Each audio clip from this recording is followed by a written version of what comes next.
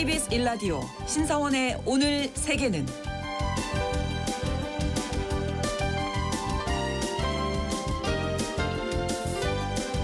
안녕하십니까. 아나운서 신성원입니다. 남미의 아르헨티나는 20세기 초에는 1인당 국민소득 세계 8위의 선진국이었습니다. 가난한 유럽 사람들이 돈을 벌기 위해서 향하는 기회의 땅이기도 했는데요. 하지만 지금은 잇따른 국가부도와 만성적인 하이퍼 인플레이션으로 고통받는 이른바 남미병의 대명사가 됐죠. 그런데 이 썩은 병폐를 도려내겠다면서 전기톱 개혁을 약속했던 밀레이 대통령이 취임한 이후 물가가 잡히기 시작했고요. 또 에너지 분야를 중심으로 해외 자본의 투자가 늘고 있다고 합니다.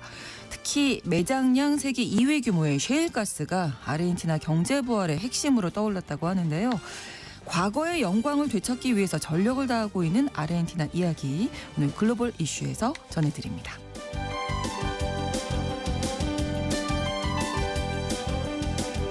오늘 주목할 국제사회 뉴스 헤드라인 뉴스와 키워드로 정리해드립니다. 통신원 취재수첩은 파키스탄 소식 준비하고 있습니다. 파키스탄 정부가 소련 시절 운영됐던 국영 제철소 부지에 러시아의 지원을 받아서 현대식 제철소를 지을 예정이라고 합니다. 그동안 철강산업 부흥을 위해서 노력했지만 각종 부패로 실패했었다고 하는데요. 자세한 내용 통신원 연결해서 알아보겠습니다. 7월 23일 수요일 KBS 1라디오 신성원의 오늘 세계는 시작합니다.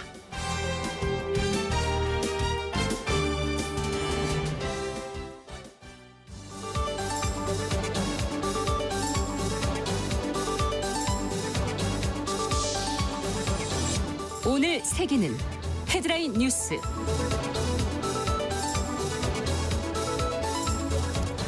트럼프 대통령이 현지 시각으로 20일 일본과 무역 협상을 완료했다고 발표했습니다.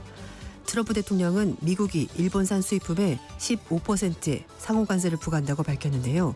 이는 기존에 예고했던 25%에서 10%포인트 낮아진 수준입니다. 앞서 트럼프 대통령은 필리핀과 무역 협상에 합의해 19%의 상호 관세를 부과한다고 밝혔습니다. 미국이 8월 1일부터 필리핀에 대해 적용할 19% 상호 관세율은 지난 9일 트럼프 대통령이 마르코스 대통령에 보낸 서한에 적시한 20%에서 1%포인트 인하한 것입니다.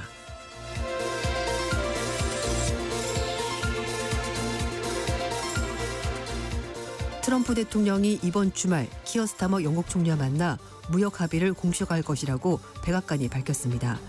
양국 정상이 지난달 서명한 무역 합의인 영미 경제 번영 협정을 통해 미국은 영국에 기본 관세율인 10% 즉 최저치를 적용하기로 하고 영국산 자동차 연간 10만 대를 할당량으로 정해 10% 관세를 적용하기로 결정했습니다.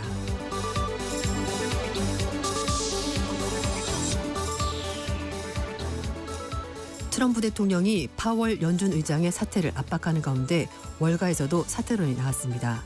모하메드 엘 엘리언 알리안츠 그룹 고문은 파월의 목표가 연준 운영의 자율성을 수호하는 것이라면 사임해야 한다고 주장했는데요. 엘리언 고문은 연준 독립성에 대한 위험이 증가하고 있고 확산하는 현상화보다 사임하는 것이 낫다고 말했습니다. 엘리언은 채권 운용으로 유명한 핌코의 최고 경제를 지냈으며 월가에서 영향이 큰 주요 경제학자 중 한 명입니다.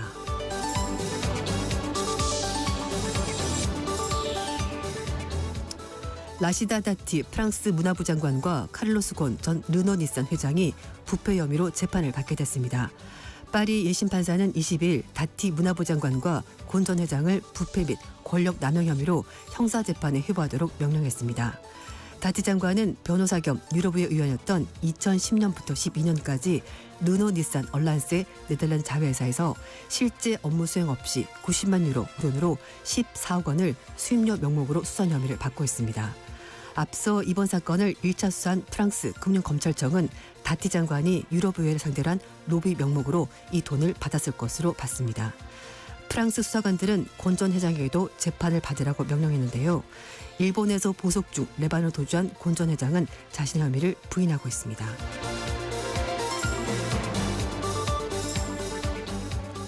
파킨슨병을 앓아온 헤비메탈의 제왕 오지 오스번이 영국 현지 시각으로 20일 76세로 세상을 떠났습니다. 1948년 영국 범에서 태어난 오스번은 1969년 헤비메탈 그룹 블랙사바스의 창단 멤버로 활동했는데요. 블랙사바스의 데뷔 앨범과 두 번째 앨범은 롤링스톤즈 독자들이 선정한 모든 시대 최고 헤비메탈 앨범으로 10위 안에 들기도 했습니다.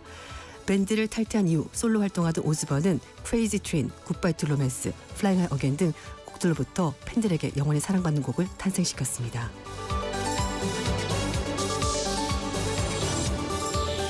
오늘의 헤드라인 뉴스 외신캐스터 조윤주 씨가 전해주셨습니다. 이번에는 키워드로 정리한 국제사회 소식 함께 살펴봅니다. 첫 번째 키워드가 give and take인데 네, give가 G가 대문자, take의 T가 소문자. 네, 기부가 많았다는 거죠. 그렇죠. 예, 많이 주고 적게 조금 받았습니다. 받고. 네. 네, 협상의 원칙은 서로 조금씩 양보해서 가장 네. 이상적인 부분에서 둘이 만나게 되는 건데 거의 동등하게 맞아요. 뭐 이렇게. 네. 그래서 이제 주고받고 그래서 give and take 이 단어를 많이 쓰는데 네. 미국과 협상에서는 그게 힘들 것 같습니다.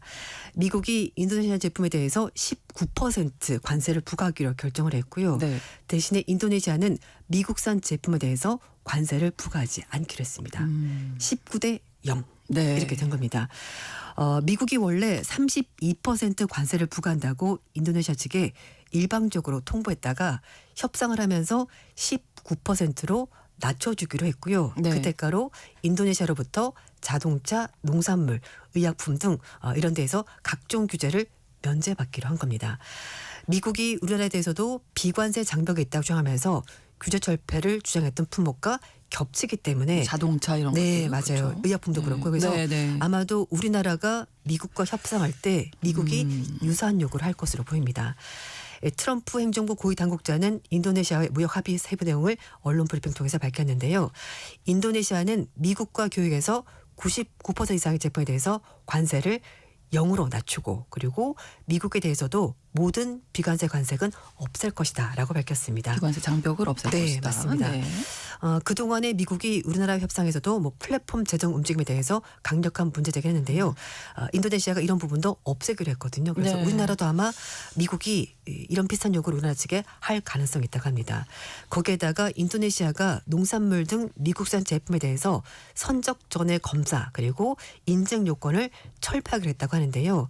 인도네시아가 미국에 수입하는 자동차에 대해서도 미국의 연방 자동차 안전 기준을 수용하기로 했다고 말했습니다. 즉 인도네시아 자체 기준은 필요 없는 거고 미국에서 일단 안전 기준 받아서 통과된 거면 무조건 다 수입을 해라 이렇게 얘기를 하는 겁니다. 네. 미국은 그동안에 다른 나라가 수입 미국산 자동차에서 미국의 안전 기준과 다른 자국의 안전 기준 적용하는 것이 무역 장벽이다. 그러니까 비관세 장벽이다라고 정했는데요. 네. 이런 것들을 앞으로 협상하는 상대국에도 요구할 것으로 보이고 당연히 우리나라에도 요구할 것으로 보입니다. 그렇죠. 뿐만 아니라 의료기기와 의약품에 대해서도 미국의 식품의약청 FDA 인증 과정이 있기 때문에 이걸 인증받은 걸로 다 허가를 인정해라라는 겁니다. 네. 이 고위 당국자는 미국 기업이 어느 나라에서든지 이런 인증과 허가를 받으려면은 수년간 시간이 걸리는데 이건 불필요하고 이중적인 절차이기 때문에 필요가 없다. 없애라. 이렇게 말하는 겁니다.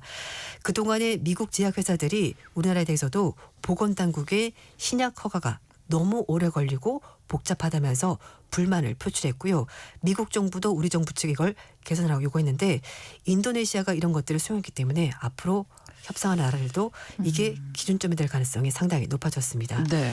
미국은 또 중국 등이 관세를 피하기 위해서 인도네시아를 통해서 환적하는 제품이 있는데 이거에 대해서는 19%가 아니라 40% 관세를 부과하기로 결정했고 네. 인도네시아가 수용을 했습니다.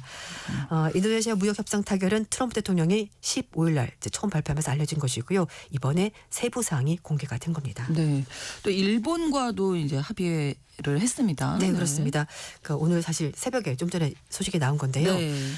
트럼프 대통령이 소셜 미디어 통해서 일본과 대규모 합의를 완료했다고 밝혔고 일본산 제품의 부과하는 관세는 15% 그리고 일본이 자동차, 트럭, 쌀 이렇게 일부 농산물에 대해서 자국 시장을 미국에 개방하기로 했다고 밝혔습니다. 네.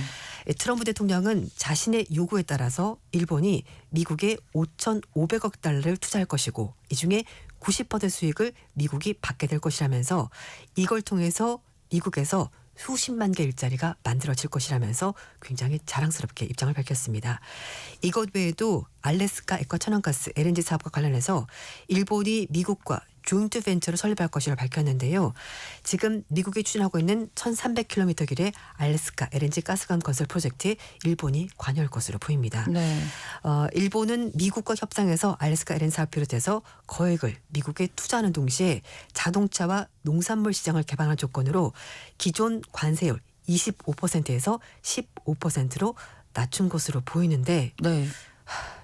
내용을 쭉 보시면 아시겠습니다만 도대체 뭘 위해서 이만큼을 낮췄을까 싶을 정도로 많이 주고 조금만 가져온 것 같습니다.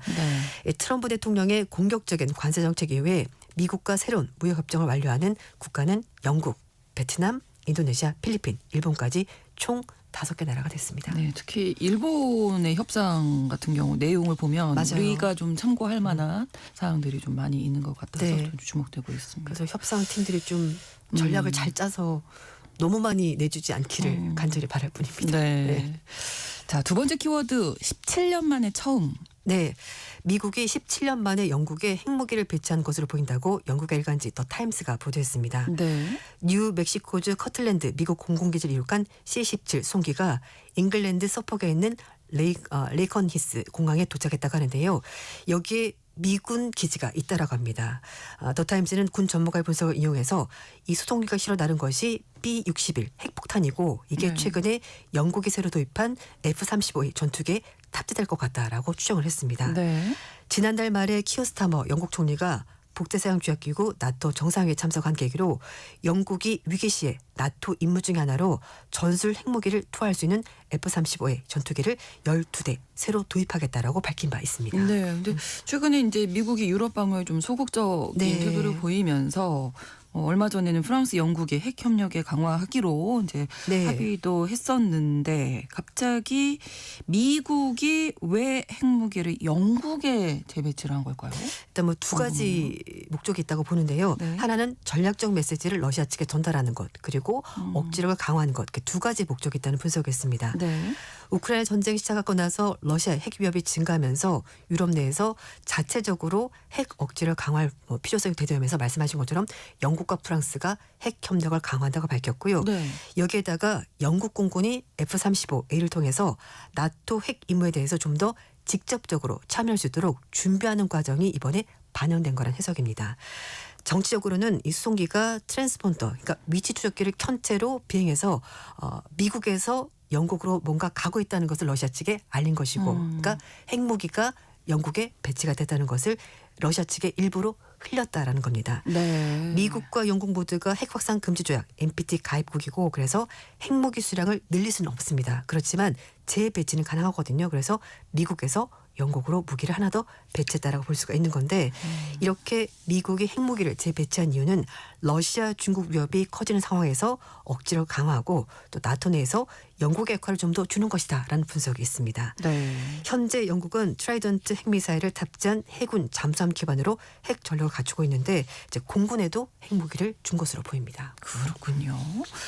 자, 다음 키워드 야심만 있고 진전은 없었다. 네. 계획은 거대했는데 행동이 따라오지 못하는 것 같습니다. 네. 시험 준비할 때도 그렇고 인생 설계할 때도 그렇고 그러면 안 되는데요. 안 되는데 네. 이게 좀 행동이 안 따르는 것 같은데요. 챗 GPT 개발사 오픈 AI 그리고 일본의 소프트뱅크, 미국의 소프트 기업인 오라클이 6개월 전에 트럼프 대통령 앞에서 발표한 5천억 달러 규모의 인공지능 투자 사업이 차질을 빚고 있다고 월스트리트저널이 보도했습니다. 네. 이 사업 추진하기 위해서 설립된 회사가 바로 스타게이트였는데요. 아직까지 AI 데이터 센터 건설 계획을 단 한 건도 체결하지 못하면서 단기 사업 계획이 많이 축소가 됐다고 합니다. 네. 그러니까 계획은 컸는데 실행이 따라오지 못하는 건데요. AI 산업 발전에 필수적인 데이터 센터 확보를 골자한 스타게이트 사업은 트럼프 대통령이 취임하고 나서 바로 백악관에서 레리 앨리슨 오라클 회장, 샘 올트만 오픈웨어 최고 경영자 그리고 손정희 소프트뱅크 회장과 함께 발표한 내용이었는데요. 당시 세계 기업이 1,000억 달러 우선으로 138조 원을 투자하고 앞으로 4년 동안 4천억 달러 추가해서 2029년까지 무려 5천억 달러를 투자하겠다라고 야심차게 발표를 했었고요. 네. 그래서 트럼프 대통령이 이런 모든 프로젝트 통해서 미국이 중국을 제치고 AI 산업에서 지배적인 입지를 확보할 것이다라고 자랑을 했었습니다. 네. 그렇지만 스타게이트가 연말까지 미국의 소규모 데이터 센터 하나를 짓는 것을 목표로 이제 수정을 했었고요. 그리고 데이터 센터는 오하이오주에 들어설 가능성이 크다고 합니다. 계획도 줄었고 자금도 줄었고 숫자도 줄었고 이렇게 되는 건데요. 사실 데이터 센터를 건설하는데 일단 용지 확보가 중요하고 그렇죠. 여기다가 건설 비용 그리고 돈이 엄청나게 많이 들어가고요. 전력도 투자해야 되고 많은 것이 소반되기 때문에 사실 계획대로 진행하기가 쉽지 않을 거라는 관측이 그동안에도 있었습니다. 네. 그래서 스타게이트 회사 자체는 오픈 AI, 소프트뱅크가 공동으로 지배하고 있고요. 손정유 회장이 재무를 집중하고 있고 오픈 AI가 사업에 집중한다는 계획을 가지고 있는데 일단 뭐 두 사람 모두가 잘 진행되고 있다라고 밝혔습니다만 월스트리트에게는 잘 되고 있지 않다라고 보도가 나온 겁니다. 그렇군요. 예, 쉽지 않은 계획이었어요. 네. 처음부터. 네. 너무 꿈이 컸던 것 아닐까라는 생각이 들긴 네. 합니다. 네. 다음 키워드가 60년 만에 공개된 비밀이거든요. 네. 어떤 뭐 정확히 내용일까요? 말씀드리면 57년 만이긴 한데요. 네. 트럼프 행정부가 마틴 루서킹 목사 암살 사건과 관련된 FBI 기록을 공개했다라고 보도가 나왔습니다. 네. 분량이 23만 쪽, 정말 방대한 분량인데요. 그러네요. 이게 1977년 법원 명령으로 봉인된 지 거의 50년 만에 공개가 되는 거라고 합니다. 트럼프 행정부 측에서는요. 킹 목사 유족들이 반대했음에도 불구하고 결국 해당 문건을 공개하기로 결정을 했다고 하는데 털시 게버드 국가안보국 국장이 미국 국민은 거의 60년간 이 민권 운동과 암살에 대해서 전면적인 조사 기록을 가지고 있었는데 이걸 기다려온 것이고 이 비극적인 사건에 대해서 완전하고도 투명성을 담보하기 위해서 이번에 정보를 공개하는 것이다라고 국장이 밝혔습니다. 네. 이번 서류 가운데 FBI 킹 목사 암살 사건 수사 기록 세부 사항들이 들어있고 여러 가지 단서에 대한 토론 내용도 있고요. FBI 내부 문건으로 사건 진행에 대한 세부 기록들 그리고 암살범인 제임스 얼레이의 전 감방 동료가 레이 암살 계획을 들었다는 진술 내용 굉장히 다양한 내용이 들어있다고 하는데 네. 국장 얘기로는 프라이버시를 고려해서 최소한 편집만 했다라고 밝혔습니다. 네. 근데 일단 이 유족들이 반대를 했고요. 네. 예, 50년이나 걸린 이야기인데 왜 공개를 지금 이 시점에 한 걸까요? 네, 일단 트럼프 대통령이 취임하자마자 자신이 여러 가지 그 이제 비공개로 돼 있었던 문서들을 공개하겠다라고 이미 밝힌 바 있습니다. 네. 그래서 뭐 존 F 케네디 전 대통령 사건, 케네디 뭐 전 법무부 장관 사건 여러 가지를 공개했는데 이것도 네. 역시 그 중에 하나인데 네. 왜 지금 공개했느냐 거기서 좀 그러니까요. 설왕설래가 있습니다. 일단 첫 번째는 그 제프리 앱스타인. 성추문 네네. 사건과 트럼프 대통령이 자꾸 연관이 있다는 얘기가 나오다 보니까 최근에 그렇죠. 예, 그걸 네. 덮으려고 이걸 공개하는 것 아니냐라는 얘기가 하나가 있고요. 그리고 유족들이 반대하는 이유가 있습니다. 왜냐하면 FBI가 불법 사찰로 킹 목사 사생활을 뒤졌거든요. 네네. 그렇기 때문에 굳이 공개하고 싶지 않은 공개해서는 안 된다고 생각하는 여러 가지 내용들이 이 파일에 들어있기 때문에 명예훼손에 악용될 우려가 있어서 유족들은 기록을 공개하지 반대를 말았으면 했군요. 하고 얘기를 밝혔습니다. 네. 그리고 또 한 가지는 킴 목사의 사생활 중에 성추문 관련 내용이 있다고 합니다. 그래서 이것까지 공개되는 것은 절대 싫다라고 말하는 것이고 트럼프 대통령 입장에서는 네. 이런 부분이 있다라는 것을 좀 얘기를 하면서 자신의 어떤 스캔들을 좀 덮으려는 시도가 있는 건데요.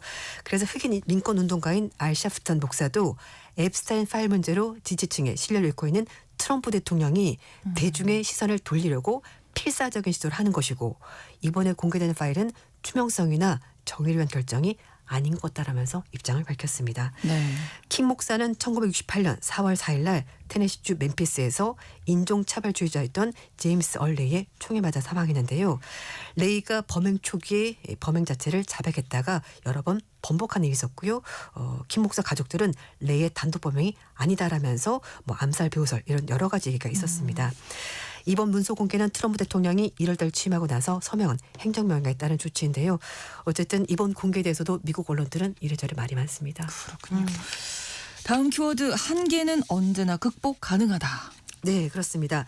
전 세계 수학 영재들이 실력을 겨루는 국제 수학 올림피아드에서 중국의 고등학생 팀이 1위를 했는데요. 네. 이 팀에 포함된 학생 중 한 명이 뇌성마비를 가지고 있다고 합니다. 예. 네. 일반 학생들도 그냥 수학 문제도 힘들고 어렵거든요. 수학 올림피아드 간 학생 정말 네, 수학에 네, 뛰어난 그럼요. 학생들인데요. 중국 우한 경제기술개발고 외국어 고등학교 재학 중인 2학년 학생인데요. 쉬치밍 군이 포함된 중국 국가대표단이 호주 션샤인 코스에 있었던 66회 국제수학올림피아드에서 1위를 차지했습니다. 쉬치민 학생은 태어났을 때 저산소증 때문에 뇌성마비를 갖게 됐고요. 신체 움직임, 균형 감각에 제약이 있음에도 불구하고 성적으로는 정말 그 누구보다도 뛰어난 실력을 보여줘서 참가자들을 깜짝 놀라게 했는데요. 네. 이 개막식에 들어설 때 쉬군이 약간 불안정하긴 했습니다만 당당하게 팀원들과 함께 중국의 국기 오송홍기를 들고 등장해서 관중으로부터 큰 박수를 받았다고 합니다. 네. 중국 대표단 코치는 쉬군이 다른 학생들과 마찬가지로 4시간씩 이틀에 걸쳐서 모든 문제를 똑같이 풀었다라고 설명했는데요. 대단하죠. 그렇군요. 네. 그냥 가만히 4시간 있어도 너무 힘든데 예. 4시간 동안 수학 문제를 이틀에 걸쳐 풀었다고 하는데요. 대단합니다. 네, 대수, 조합, 기하, 정수 분야 6문제가 출제가 됐고요. 사실 저는 이 단어가 무슨 말 잘 모릅니다. 그래서 어렵습니다. 네. 하루 4시간 30분씩 이틀에 걸쳐서 수학 문제를 풀었다고 합니다. 네. 개별 성적을 보면 110개 국가에서 630명의 학생이 참가했고요. 쉬군은 36점 받아서 12위를 차지했습니다. 국제 수학 올림피아드는 1959년 루마니아에서 첫 번째 대회를 열었고요. 네. 전 세계에서 순회하면서 매년 대회가 열리고요. 내년에 중국 상하이에서 대회가 열립니다. 정말 이런 이야기 들으면 못할 것이 없다. 맞아요. 예. 네. 한계는 정말 키워드대로 네. 극복 가능하다. 다 핑계다. 맞아요. 다 핑계입니다. 덥다는 거 다 핑계다. 뭐 네. 이런 생각도 하게 되고 반성하게 됩니다. 네, 맞습니다. 네, 오늘 이렇게 조윤주 외신캐스터와 함께 키워드와 헤드라인 뉴스 전해드렸습니다. 오늘도 고맙습니다. 네, 감사합니다. KBS 라디오 신성원의 오늘 세계는 1부 마무리하겠습니다. 11시 30분부터 일부 지역에서는 해당 지역 방송 보내드립니다. 오늘은 오디오 스폰의 노래 들려드려야겠네요. 굿바이 투 로맨스 함께 듣겠습니다. has been and gone. Tomorrow will I find the sun or will it rain?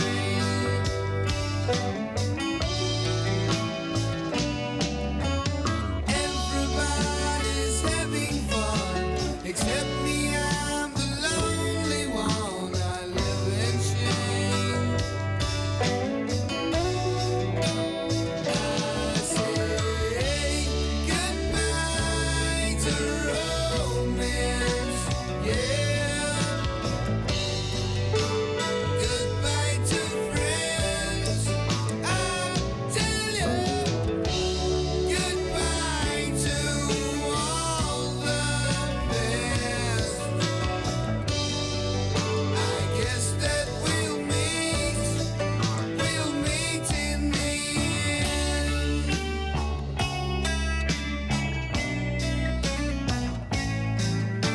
I've been the king, I've been the clown. Now broken wings can't hold me down. I'm free again.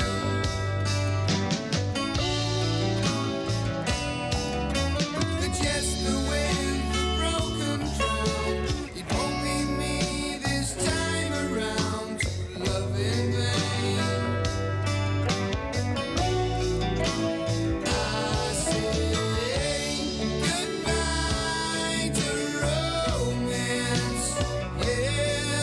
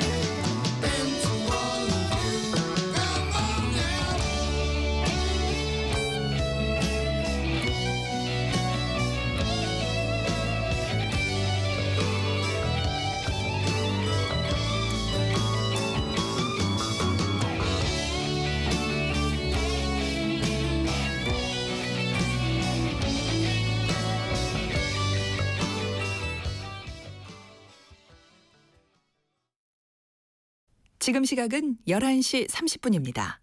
KBS Ladies and gentlemen. 국제사회의 다양한 뉴스를 한눈에 KBS 1라디오 신성원의 오늘 세계는 세계를 바로 보는 최소한의 투자입니다.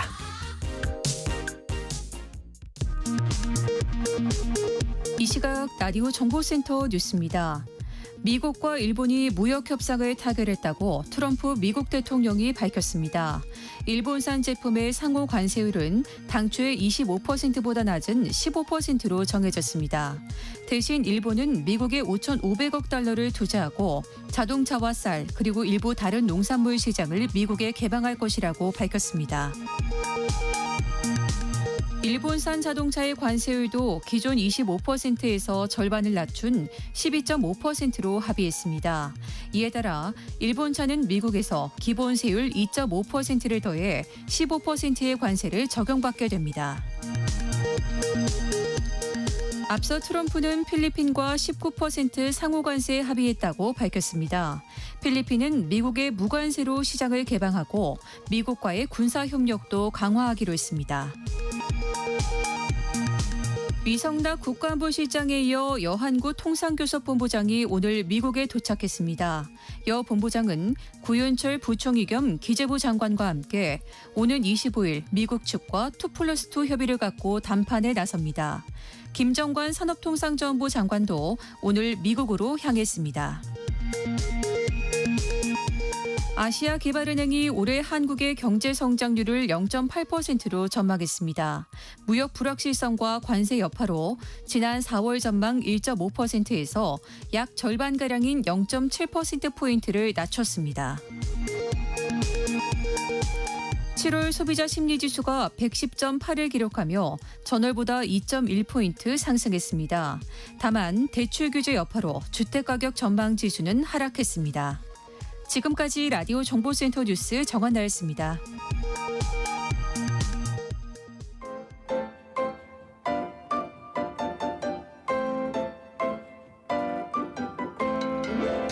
통신원 취재 수첩.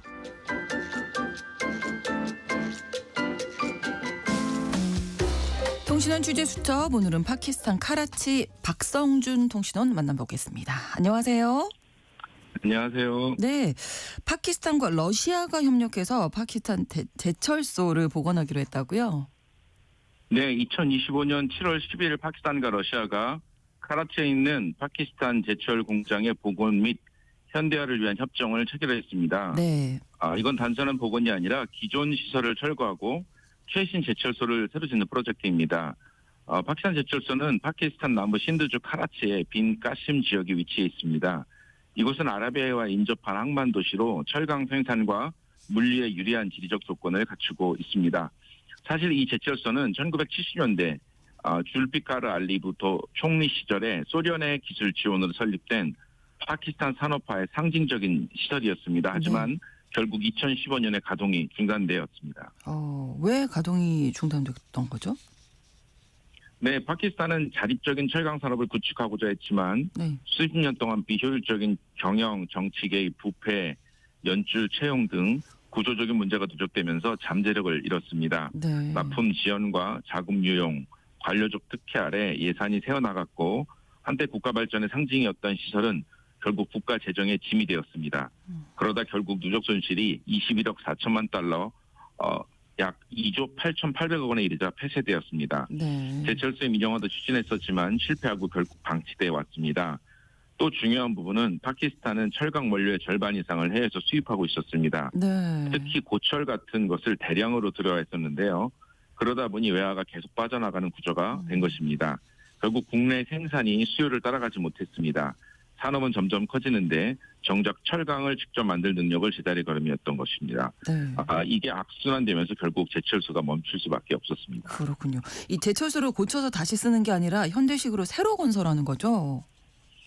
네, 맞습니다. 기존 시설은 철거하고 약 700에이커 2.83 제곱킬로미터 규모의 부지에 최신 제철소를 짓는 새로운 프로젝트입니다. 네. 축구장 400개의 면적에 해당하는 대형 산업단지라고 볼 수 있는데요. 네. 파키스탄 신용평가 기관에 따르면 지난 6월까지 1년간 파키스탄에 270만 톤의 철광 고철과 290만 톤의 반제품의 완제품 철강을 수입했었습니다.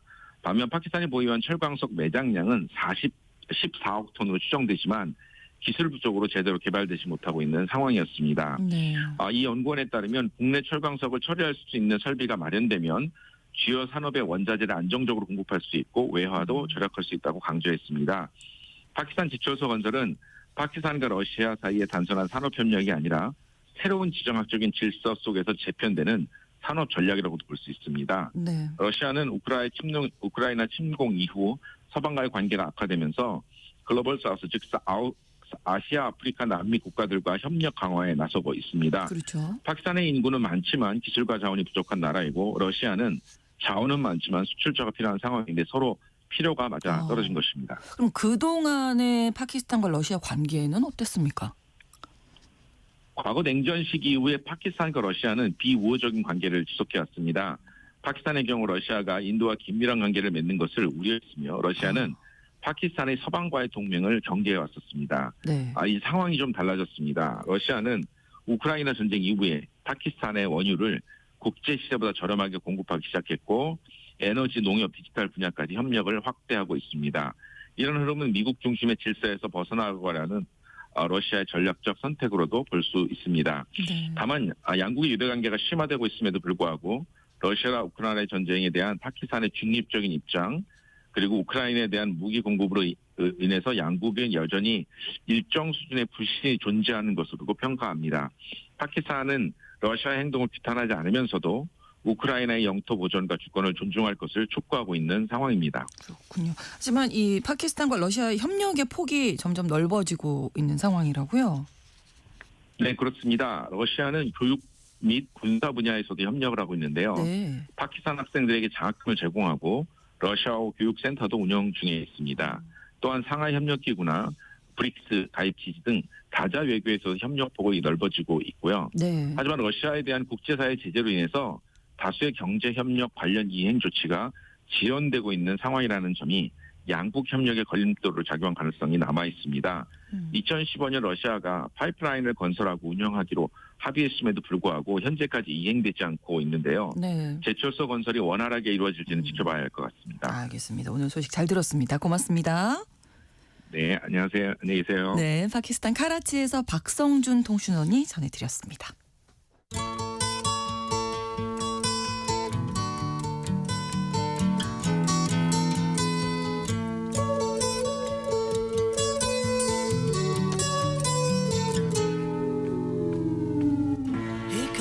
에너지와 관련된 최근 이슈 가운데 우리가 주목할 점들 짚어드립니다. 글로벌 이슈 에너지. 오늘도 법무법인 율촌 수석 전문위원이신 최준영 박사님 모셨습니다. 어서 오세요. 네, 안녕하세요. 네, 오늘은 또 어떤 이야기 해볼까요? 오늘은 지구 반대편에 있는 나라 이야기를 한번 해보려고 네, 합니다. 네. 예, 어느 나라이실지 궁금할 것 같은데 네. 아르헨티나. 아르헨티나요. 예, 네, 아르헨티나 뭐 탱고, 그렇죠. 팜파스, 맞습니다. 축구 잘하는 나라. 네, 예. 떠오르는데요. 네. 그러니까 아르헨티나 같은 경우는 뭐 축구로도 유명하지만 이제 드넓은 평원, 팜파스 그렇죠. 평원 있죠. 예. 그리고 이제 찬란하게 빛나는 태양으로 유명합니다. 아르헨티나 국기 혹시 아시는 분이 계실지 모르겠습니다만 하늘색으로 이렇게 줄무늬. 그렇죠. 그리고 가운데 태양이 가운데. 그려져 있어요. 아, 예, 그러니까 되게 상징적인 그런 국기입니다. 그렇군요. 그래서 그 가운데 태양은 이제 5월의 태양이라고 이제 하는 뜻의 이제 솔데마요라고 부르는데요. 네. 당연히 농사가 잘 될 수밖에 없죠. 그렇죠. 비옥한 팜파스 평원에는 콩과 옥수수가 넘쳐나고 그리고 이것을 먹고 자라는 소들도 많이 있습니다. 네. 와인도 유명해요, 아르헨티나. 맞습니다. 예. 그래서 말백 와인. 네. 좋아하시는 분들이 많죠. 그래서 이제 와인이 넘쳐나는 나라다 보니까 아르헨티나 맥도날드 같은 곳에서는 세트 메뉴에서 네. 콜라 대신 와인 한 병을 선택할 수도 우와. 있어요. 햄버거 와인. 예, 잘 어울릴 것 같지 않습니까? 그러니까요. 네. 네. 그런데 정작 아르헨티나라는 나라 이름은 네. 어떤 뜻인지 혹시 한번 생각해 보신 적이 있을까요? 아니요. 네. 아르헨티나. 아르헨티나. 예, 스페인어로 어떤 의미? 전혀 감이 없으실 텐데. 전혀. 예, 아르헨티나라는 나라 이름은 이제 금은동 할 때 은. 예, 은을 의미하는 라틴어인 아르겐툼이라는 단어에서 유래되었습니다. 그러니까 예전에 초창기에 유럽인들이 도착했을 때 은이 네. 많이 발견됐기 때문에 그렇군요. 예, 은이 많은 나라라고 이제 이름이 지어진 거죠. 네. 지금도 땅 파면 은뿐만 아니고 리튬, 비롯한 지하 자원도 풍부하고요. 네. 그러니까 우리 입장에서 봤을 때는 땅 위에도 땅 아래에도 뭐든지 많은 나라가 아르헨티나다라고 보시면 되겠습니다. 그러네요. 이렇게 풍부한 나라인데 요즘에는 뭐 경제 위기, 경제난 뭐 이러면 또 아르헨티나 떠오르기도 하거든요. 맞습니다. 그래서 아르헨티나는 이제 엄청난 인플레이션으로 큰 어려움을 겪었습니다. 약간 네. 초현실적으로 좀 느껴질 정도인데 그러니까요. 지난달은 상황이 좀 좋아졌어요. 아르헨티나의 월별 물가 상승률이 1.5%로 발표됐는데요. 네. 5년 만에 최저치입니다. 그러니까 이제 월 1.5%니까 연으로 따지면은 한 이제 18% 정도 되는 게 이제 사상 네네. 최저다라고 할 정도죠. 예, 뭐 그래서 몇백 퍼센트 막 이랬잖아요. 맞습니다. 그래서 네. 2023년이 최악이었는데 그 네. 당시에는 200%를 넘어섰어요. 그러니까요. 네, 당연히 이제 국민들은 어떻게 살아요? 큰 어려움을 겪고 있죠. 아르헨티나 같은 경우는 이렇게 땅 위아래 뭐든지 많은데 정작 독립 이후에 9번의 국가 부도를 겪었습니다. 근데 사실 과거의 아르헨티나는 매우 잘 사는 나라였다라는 저도- 점이 아이러니죠. 예, 그 얘기를 들었었는데 네. 어느 정도였나요? 잘 산다는 그 규모가. 이 애니메이션 혹시 기억하실지 모르겠습니다만 엄마 찾아 산말리. 예. 예, 이거 기억하시는 분들은 대충 연식이 나옵니다만, 예, 제가 그래서 말씀을 못 드리겠네요. 예, 이 스토리를 뭐 떠올려 보시면 예. 이탈리아 나폴리에 살던 마르코가 돈 벌러 아르헨티나로 떠난 엄마를 찾아서 모험을 겪는 이야기입니다. 아이가 네. 혼자서 대서양을 건너서 아르헨티나를 이제 헤매는 그런 이야기죠. 네. 근데 이제 가만 생각해 보면 지금은 뭐 이탈리아가 이탈리아- 아르헨티나보다 네. 당연히 잘 사는 나라인데 네네네. 19세기에는 반대였던 거예요. 아. 그러니까 가난한 이탈리아 사람들이 돈 벌러 가는 기회의 땅 그리고 선진국이 아르헨티나였습니다. 그래서 20세기 초반으로 시계를 돌려보면 네. 아르헨티나는 곡물 그리고 육류 수출로만 1인당 국민 소득이 세계 8위에 해당할 정도였어요. 그래서 1911년 당시에 남미 최초의 지하철이 개통된 곳도 아르헨티나입니다. 예, 이랬던 잘 사는 나라가. 네. 예, 어떻게 하다가 뭐 국가 부도 9번에 인플레이션도 이렇게 높아지고 그렇죠. 이런 상황이 됐을까요? 그래서 많은 분들이 궁금해하고 특히 네. 한국 분들이 많이 궁금해하세요. 네, 네. 그런데 이제 이 정확한 원인에 대해서는 여러 가지 이야기가 있습니다만 가장 핵심적으로 보면 노벨 경제학상을 받은 사이먼 쿠즈네초프라는 이제 경제학자가 계신데요. 네. 이분이 재밌는 이야기를 했어요. 전 세계 국가를 나눠보면 선진국, 후진국, 그리고 일본, 아르헨티나 이렇게 네 가지로 나눠진다라고 이야기를 했습니다. 네. 일본은 후진국에서 선진국이 된 유일한 나라. 이게 이제 한 1980년, 70년대쯤 이야기한 이야기니까요. 네, 지금은 한국 이렇게 되겠네요. 네. 아르헨티나는 선진국에서 후진국이 된 유일한 나라라는 의미죠. 아, 그렇군요. 상징적으로 네. 얘기할 정도로. 그러니까 도저히 안 될래 안 될 수가 없는 나라인데. 예, 아니 이렇게 자원이 많으면 그렇죠. 예, 기본만 안 될 해도 수- 잘 예. 되는 나라야 되는데 네. 이 잠재력과 자원을 제대로 활용하지 못하는 나라가 아르헨티나다라고 말씀드리겠습니다. 네, 오늘 이제 에너지 시간이니까 에너지 네. 측면에서도 그렇습니까? 네, 에너지 측면에서 보면은 아르헨티나는 일단 세계에서 가장 햇볕이 풍부한 나라입니다. 일조량이 풍부하다라고 이야기. 솔데마요 아까 네. 말씀하셨으니까. 그렇습니다. 그래서 아르헨티나 북부 지역은 이제 사람도 별로 없고 좀 건조한 지역인데 네. 이 지역은 제곱미터당 연간 일조량이 2,700 킬로와트 좀 됩니다. 예. 우리나라 2배예요. 같은 시간에 내려지는 햇빛 양이 2배. 그러니까 세계 최고 수준입니다. 그렇군요. 그리고 이렇게 좋은 태양광에 그다음에 세계 8위의 국토 면적. 예. 합하면 태양광만 쫙 깔아도 예. 에너지 문제는 다 해결하고도 남을 네, 것 수출도 같은데 할 수 있을 것 같은데. 예, 정작 아르헨티나의 태양광 비중은 2% 미만입니다. 왜 그런가요?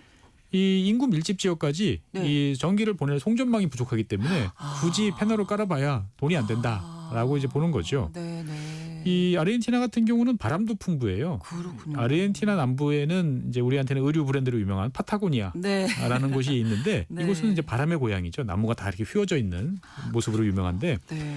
세계에서 육상 풍력 발전을 하기 가장 좋은 곳이 이 파타고니아 지역입니다.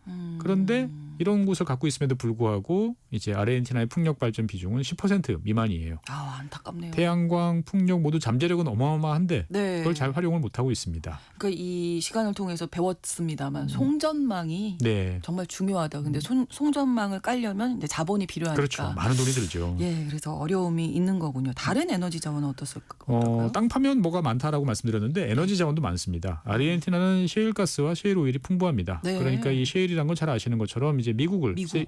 세계 최고 원유 생산국으로 만들었고 에너지 독립을 하도록 만든 이제 그런 건데 그렇죠. 미국뿐만 아니고 전 세계 많이 있습니다. 중국도 있고 폴란드도 있고 많이 있는데 네. 아르헨티나 같은 경우는 규모로 따지면 세계 5위권 정도 됩니다. 그러니까 네. 땅 잘 파면 석유와 가스가 펑펑 나옵니다. 아, 정말 안타깝네요. 그런데 재밌게도 아르헨티나는 2000년부터 전기를 수입하고 있고요. 네. 2008년부터는 천연가스를 수입하고 있어요. 수입을 한다고요? 예. 왜요? 그러니까 이게 잘못된 정책 때문에 이 땅 속에 있는 자원들이 제대로 생산이 안 되기 때문입니다. 그러니까 한 30년 전 1990년대만 해도 아르헨티나 석유 산업은 나쁘지 않았습니다. 그 과거에 있던 규제를 좀 풀고 민간 네. 투자도 유치하고 그러면서 생산성 향상이라는 이제 좋은 구조가 만들어지고 있었는데 2000년대 들어오면서부터 이제 포퓰리즘이 다시 득세를 하면서 정부 개입이 막 강화가 됐어요. 그리고 결국 2012년에는 에너지 산업 전체가 이제 국유화됩니다. 아, 그렇군요. 예, 그러다 보니까 민간 자본은 빨리 발을 빼고 그다음에 그렇죠. 나라가 돈이 없으니까 뭐 국유화했지만 투자가 제대로 안 되고 그러다 보니까 생산량이 줄고 에너지 수입 국가로 이제 바뀌게 됐던 거죠. 정부 개입이 너무 과해졌군요. 그렇습니다. 네. 그 국영화뿐만 아니고 이제 국민들이 이제 부담을 덜어준다, 뭐 에너지 가격이 오르면 안 된다라고 해서 에너지 요금을 인위적으로 낮게 유지하고 있어요. 네. 그러니까 국민들 입장에서 봤을 때는 일단 저렴합니다. 막 전기요금도 써도 되겠네요. 그렇습니다. 말씀대로 싸면 낭비하게 되죠. 네. 예, 그래서 에너지 과소비가 발생을 합니다. 그리고 이제 이 판매하는 입장에서 봤을 때는 원가 이하로 판매해야 되기 때문에 뭐 계속 적자, 투자 재원 확보 뭐 이런 게 어려운 상황이다 보니까 생산은 이제 늘지 않아요. 그러니까 만성적인 공급 부족 현상이 벌어지고 있는 거죠. 네. 더더군다나 이제 2020년 국가부도 사태를 겪으면서 이제 국제 금융 시장에서도 일단 퇴출된 상태이기 때문에 네. 외국에서도 돈 빌려오기가 쉽지 않은 상황인 거죠. 당연히 외환 보유고도 이제 바닥을 드러냈고요. 그렇습니다. 여기까지만 보면은 정말 암담한 현실인데 놀랍게도 아르헨티나 국민들은 어마어마한 규모의 외화를 보유하고 있습니다. 그러니까요. 저희 통신원 연결해 보면 네. 이 얘기 진짜 많이 하셨고 많이 하셨죠. 침대 및 그렇습니다. 달러 예, 이 이게 용어도 있더라고요. 맞습니다. 그래서 뭐 이불 속에, 예. 뭐 벽장 속에 다 이렇게 숨겨놓는다고. 숨겨놓다 그러니까 사실 네. 누가 알 수는 없죠. 얼마나 그렇죠. 많은지는. 그런데 추계에 따르면 한 2,300억 달러 정도 된다고 해요. 예. 엄청나네요. 미국 다음으로 달러 현금이 제일 많은 나라가 아르헨티나다라고 이게 이야기할 좀 정도입니다. 시중에 돌 수 있으면 네. 경제가 좀 좋아질 텐데 그게 이제 어려운 거죠. 나라를 못 믿는 거죠. 그러니까 국민들이. 그렇습니다. 네. 그러니까 이 이제 과거에 이제 여러 가지 사건들이 있었기 때문에 네, 네, 은행에 네. 맡기면 잘못하면 나라가 다 뺏어가라고 그렇죠. 생각하는 거죠. 아, 안타깝습니다. 네. 자, 하지만 몇 년 전에 아르헨티나 대통령이 바뀌면서 좀 네. 변하기 시작했습니다. 맞습니다. 기억하시겠지만 이제 2023년에 이 무분별한 정부 지출을 전기톱으로 잘라버리겠다라는 네. 퍼포먼스로 주목을 받았던 경제학자 이제 밀레이라는 사람이 이제 대통령으로 취임했죠. 네. 그래서 이제 밀레이 대통령은 당연히 민영화, 공공부문 축소 이런 것을 약속하면서 이제 해외 투자자들이 이제 슬슬 에너지 분야에 이제 입을 대기 시작을 하고 있습니다. 네. 그러니까 아르헨티나 세일 자원이 원체 거대하기 때문에 여기에 빨리 투자하면 일단 돈을 벌 것 같다라고 생각을 하는 거죠. 특히 이제 이 외국인 투자자들이 이제 집중해서 투자하는 지역은 아르헨티나 서부의 바카 무에르타라는 지역입니다. 네, 여기에 뭐가 있을까요? 여기에 아르헨티나에서 제일 좋은 셰일층이 이제 밀집돼 있는 거죠. 이 바카 무에르타라는 이름은 이제 스페인어로 보면 죽은 소라는 이름이에요. 예. 그런데 면적은 한 3만 제곱킬로미터 정도 되니까 대한민국의 한 3분의 1 정도 되는 사이즈인데 네. 여기에만 한 160억 배럴의 원유와 8조 5천 입방미터의 가스가 매장되어 있습니다. 그러니까 여기 매장 규모로만 따지면 세계 셰일가스 매장지 가운데 2위, 네. 석유로 따지면 4위에 해당할 정도로 어마어마합니다. 그러네요. 그러니까 이 지역에 대해서 이제 탐사를 해보니까 네. 미국 최고의 셰일 오일 및 셰일가스 생산 지역인 텍사스주에 있는 퍼미안 분지 및 이글포드하고 네. 되게 비슷한 지역이다. 그러니까 제대로 잘 생산만 하면 어마어마한 양이 나올 것은 확실하다라고 네. 지금 이야기가 되고 있습니다. 네. 그러다 보니까 이제 아르헨티나 정책이 좀 바뀌기 시작을 하니까 미국 기업 쉐브론이 이제 15억 달러를 투자를 한 상태고요. 네. 그 이후에도 여러 기업들이 투자하면서 현재까지 한 90억 달러 정도가 이 지역에 집중 투자되고 있습니다. 이렇게 투자가 되면 이제 상황이 좀 바뀌겠네요. 그렇습니다. 네. 당연히 돈이 들어오면 이제 생산량이 늘어나죠. 아무래도 그렇죠. 그래서 작년으로 보면 아르헨티나 원유 생산량이 하루 73만 배럴인데 네. 이게 이제 2003년 이후 최고치예요. 20년 만에 이제 최고치를 경신을 했고요. 2021년과 비교해 보면 3년 사이에 원유 생산량은 50%, 천연가스 생산량은 27% 늘어났어요. 그러니까 이 늘어난 이유가 방금 말씀드렸던 바카 무에르타 지역의 생산량이 전체 원유 생산량의 58%, 천연가스의 74%를 차지할 정도로 늘어나다 보니까 네. 전체 생산량이 늘어났다라고 보시면 되겠고요. 그래서 아르헨티나 정부는 이제 5년 남았습니다. 2030년이 되면 네. 하루 원유 생산량이 100만 배럴을 이제 넘어서면서 국제 원유 시장에서 어느 정도 존재감이 좀 생기지 않을까 기대를 좀 하고 있습니다. 아르헨티나 입장에서는 조금 한숨을 돌릴 수 있겠는데요. 그리고 그렇습니다. 미래도 좀 안심이 되고. 네, 일단은 외국인 투자가 늘어나고 있으니까 이제 네. 상황은 점점 개선이 되고 있는데 네. 이 바카 무에르타라는 지역이 이제 대한민국 한 3분의 1 정도 되는 네. 지역이지 않습니까? 이거를 다 제대로 개발하려고 그러면 한 1,200억 달러 정도는 들어와야 된다라고 생각을 합니다. 더 늘어나요. 그러니까 지금 한 100억 달러 정도면 이거보다 한 10배 이상 들어나야 되다 보니까 네. 아르헨티나 정부는 외국인 투자를 촉진하기 위해서 최근에 새로운 법률을 제정을 했습니다. 네, 법률 내용 살펴볼까요? 네, 2억 달러 이상의 에너지 인프라를 투자하면 세금을 감면해 준다. 뭐 이런 법인데 이거는 사실 뭐 특별한 건 아니에요. 그렇죠. 그런데 이 법의 가장 큰 특징은 뭐냐? 그래서 일단 신청을 하면 네. 30년 동안은 현재의 규제와 제도가 적용된다라고 이야기를 해주고 있습니다. 그러니까 미래에 이제 세율이 올라간다든지 다른 네. 규제가 생긴다 하더라도 일단 이 지금 법에서 상태로. 지금 신청하면 지금 요 규정을 30년 동안 유지해 준다라고 이야기를 하고 있고요. 투자하려면 지금 하는 게 그렇습니다. 유리하다. 예.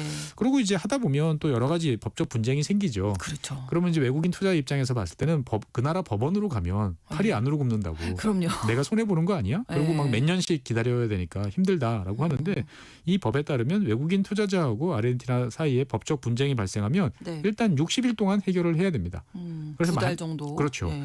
만약에 60일 동안 해결이 되지 않으면 아르헨티나 법원 대신에 네. 이 국제투자 분쟁 해결 센터에 중재를 신청할 수 있도록 해요. 예, 그러니까 외국인 투자한테 일방적으로 유리한 사항을 이제 담고 있는 겁니다. 그러네요. 그러니까 외국인 투자자들의 권리를 최대한 보장해 줄 테니까 안심하고 더 많이 투자하세요라고 이야기를 지금 하고 있는 거죠. 그러니까 아르헨티나 입장에서는 이제 에너지 생산량을 빨리 늘려서 그렇습니다. 외화를 좀 벌어오는 게 네. 목적이니까요. 그렇습니다. 그래서 아르헨티나 같은 경우는 2015년 같은 경우에는 에너지 분야에서만 65억 달러 적자를 기록했어요. 그런데 2022년부터는 이제 균형을 맞추기 시작을 했고 네. 올해는 아마 에너지 분야에서 흑자가 80억 달러 정도 될 거다라고 네. 이제 생각을 하고 있습니다. 그래서 아까 2030년 되면 하루 생산량이 이제 100만 배럴 이렇게 된다라고 했는데 이때쯤 되면 아르헨티나 정부는 에너지 부문 흑자 규모가 300억 달러 정도로 늘어나지 않을까라고 생각하는데 저는 아마 가능할 것 같습니다. 그렇군요. 네. 이런 아르헨티나 뭐 미국 외에도 많은 국가들이 그렇죠. 관심 보일 것 같은데 좀 유리한 입장이잖아요. 맞습니다. 네. 그래서 아르헨티나에서 이렇게 가스가 많이 나오면 네. 해외로 수출을 해야 되는데 수출을 하려고 그러면 LNG 설비가 필요하겠죠. 그렇죠. 잘 아시는 것처럼 이제 LNG는 여러 가지로 돈이 많이 드는 이제 이러한 설비죠. 네. 그래서 아르헨티나는 현재 세계 5위의 LNG 수출 국가가 된다라는 목표 하에서 이 LNG 시설과 관련된 투자도 별도로 또 유치를 하고 있는데 네. 최근에 이제 말레이시아 국영 에너지 회사인 페트로나스가 이제 대규모 투자를 이제 결정을 했고요. 네. 그 다음에 재미있게도 이제 중국, 러시아 이런 나라들도 자기들이 자기의 기술, 돈 뭐 이런 것들을 들여가지고 할 네. 테니까 같이 하자라고 이제 관심을 보이고 있습니다. 네. 정말 너무 그동안 안타까웠어요. 모든 것을 갖췄는데도 그걸 잘 활용하지 못하는 네. 아르헨티나. 이번에는 좀 어떻게 위기를 탈출할 수 있을까요? 글쎄요. 아르헨티나는 기본만 하면 아주 잘 살 수 있는 나라입니다. 그러니까요. 예. 그런데 과거에 또 그래서 잘 그렇죠. 살았었고. 네. 과연 이제 가진 것이 많다고 좋은 결과가 꼭 나오지는 않는데 예. 저는 이제 개인적으로 아르헨티나의 미래가 그 아르헨티나 국기의 태양처럼 좀 밝게 빛났으면 좋겠다라는 생각이 드는데 네. 과연 그렇게 될까? 예. 여러 가지로 궁금해지고 있습니다. 그렇습니다. 오늘 아르헨티나 에너지 이야기 나눠봤습니다. 글로벌 이슈 에너지 법무법인 율처운 수석 전문위원이신 최준영 박사님과 함께했습니다. 고맙습니다. 네, 감사합니다. 오늘 마지막 곡으로 LF의 Summer Girls 전해드리면서 KBS 1라디오 신성원의 오늘 세계는 마무리하겠습니다. 저는 내일 오전 11시 5분에 다시 뵙겠습니다. 고맙습니다.